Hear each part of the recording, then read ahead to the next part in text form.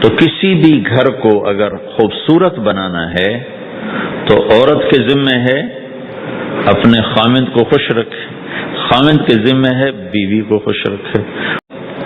جب خامند باہر کام سے گھر واپس آتا ہے، مزدوری کر کے، تجارت کر کے، دکان کر کے، جاب کر کے تھکا ہوا آتا ہے، تو اگر بیوی اس کا خوش ہو کر استقبال کرتی ہے تو اس کو اللہ کی راہ میں جہاد کرنے والے مجاہد کے آدھے کے برابر ثواب ملتا ہے۔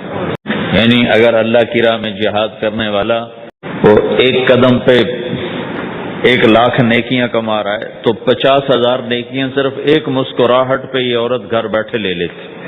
اللہ کے راستے میں جہاد کرنے والے کا آدھا اجر اس کو صرف ایک چھوٹے سے عمل پر ملتا ہے کہ وہ اپنے خامند کا خوشی سے استقبال کر لے۔ ابو طلحہ رضی اللہ تعالیٰ عنہ سفر سے واپس آئے تو ان کے بچے بیمار تھے۔ جس دن پہنچے رات کو تو بچہ فوت ہو گیا۔ ام سلیم رضی اللہ تعالیٰ عنہ ان کی بیگم ہے۔ انہوں نے پوچھا بیٹے کا کیا حال ہے؟ انہوں نے کہا ہدا، اس لفظ کے 2 مطلب ہیں، سکون میں ہے اور سکون کی آخری انتہا ہے، ختم ہے۔ تو جھوٹ بھی نہیں بولا اور لفظ ایسا استعمال کیا کہ خود مطلب موت کا لیا اور ان کے ذہن میں یہی گیا، سکون میں ہے، ٹھیک ہو گیا ہے۔ خامند کو بتایا ہی نہیں۔ دونوں رات میاں بیوی ملے آپس میں۔ جب صبح ہوئی تو ام سلیم فرمانے لگی، امانت رکھوائی تھی ایک عورت نے میرے پاس، وہ مجھ سے واپس مانگ رہی، واپس کروں کہ نہ کروں؟ لگے اللہ کی بندی، یہ کوئی مسئلہ، یہ کوئی بات پوچھنے کی ہے؟ امانت تو واپس ہی کی جاتی ہے۔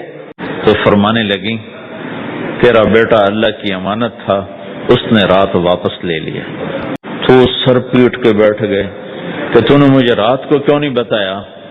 کہ اس لیے نہیں بتایا کہ آپ تھکے ہوئے سفر سے آئے تھے تو میں نے کہا میں آپ کو پریشان نہ کروں۔ تو انہوں نے آ کر یہ واقعہ اللہ کے نبی کو سنایا۔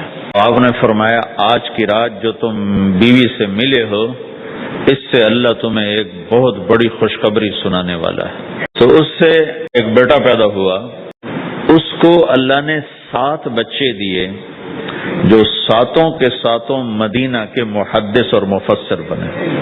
آج کا علم بڑا غلط ہو گیا ہے، عورتیں بھی یہ سمجھتی ہیں ہمارے مرد جتنا کمائیں گے اتنی ہماری زندگی خوشحال ہوگی، اور مرد بھی یہ سمجھتے ہیں جتنا پیسہ گھر میں ہوگا اتنا ہم خوش رہیں گے۔ اگر آپ خوشیاں چاہتے ہو تو اپنے رویے بدلو، رویے، حسن سلوک گھروں میں پیدا کرو۔